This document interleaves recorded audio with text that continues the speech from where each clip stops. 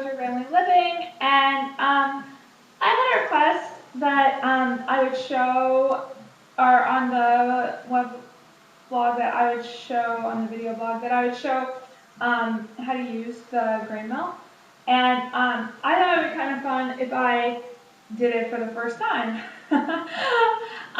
So you could see kind of the learning curve and see what it took to kind of get up to speed on this. So this is my first time using the Lehman's.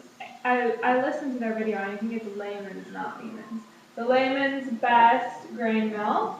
And I've read the instructions here. I read them all the way through, kind of. And I know that it's very important not to get your hand down there. But I knew that already because I grind my own meat, so I'm very nervous about that. And really, with this hopper here, if it's installed, you can't really reach down there. So that's a little safer. But I still would be careful about, doing this with kids around, or, very careful supervision.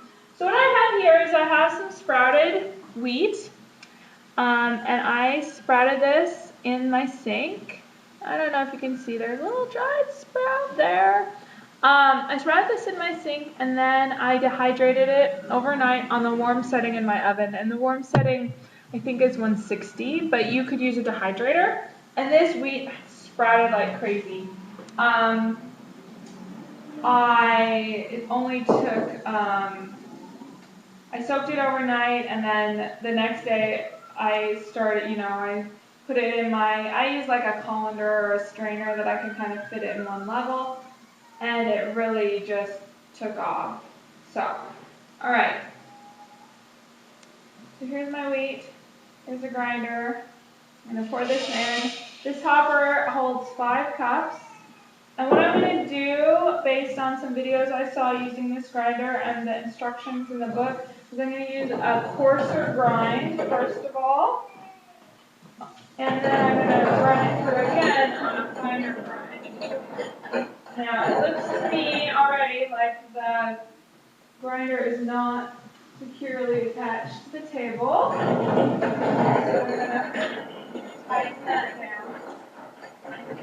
And it looks to me now like I wanted to try a coarser grind, but this is probably a little too coarse. Hi, Hi, and here's Lael. Here's a good example of how you don't want children.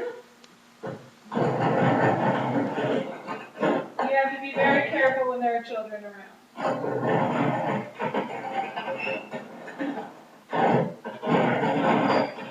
So this is going slow. Definitely.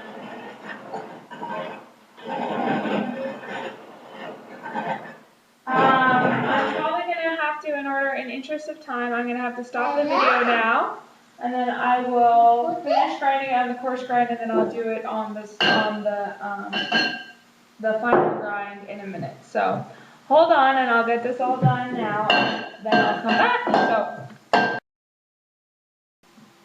Okay, so I got the first grind done, and I don't know if you can see, but wheat went everywhere. It's all over the table. And I'll show you what the first grind looks like. This is pretty coarse. This is more like, cracked wheat. It took me about 10 minutes to grind. I don't know if you saw the amount I had. I don't know, maybe this is 2 cups. It took me about 10 minutes to grind that. And I went and I got a bigger bowl because my wheat was going everywhere. And I still lost a lot. There's wheat all over the floor. I don't know if they have some kind of device that you can attach on there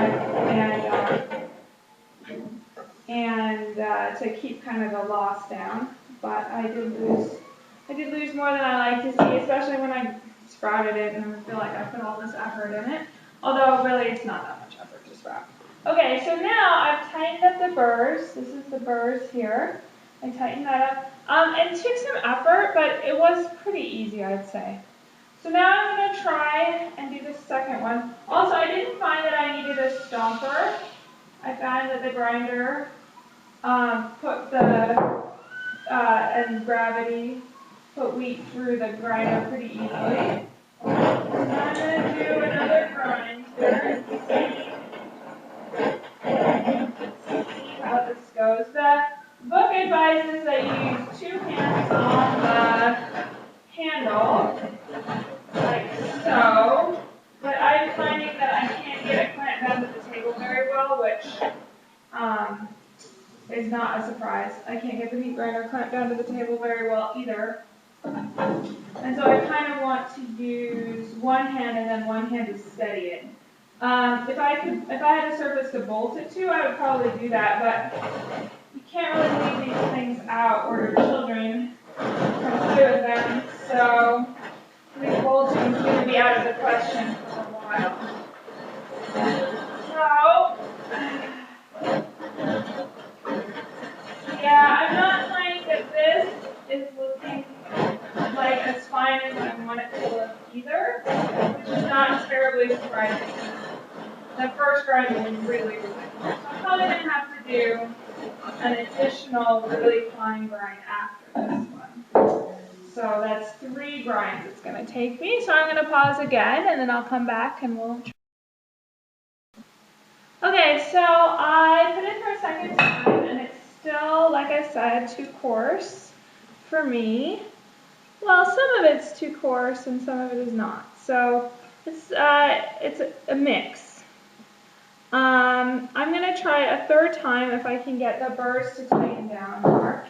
I have wheat all over my floor, which is sad but true. The second grinding was a lot easier than the first one. I could get it to go much faster. So it took maybe 5 minutes, and then it was a good workout too. I really got my heart rate up. This is great cardio.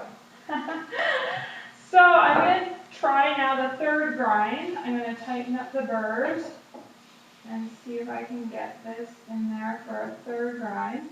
This grinder can be used for grinding anything. I'm really looking forward to grinding some lentils into lentil flour because I really enjoy making papadans, which is a kind of Indian cracker. I decided that I needed to start making more crackers since I'm not buying any, and we really need them as kind of, you need crackers in your life. That is all I can say.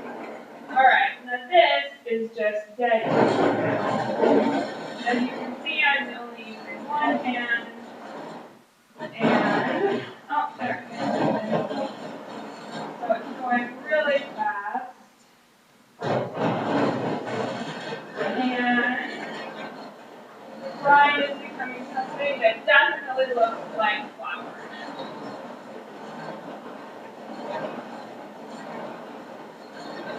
So I think if I had tightened the burrs more for the second grind, I could have done it in 2 grinds. And probably for the first one too, if I'd been willing to take a little longer. So next time I'll try it in 2 grinds with the burrs tightened a little bit more. And woo! All right, I hope this has been helpful. And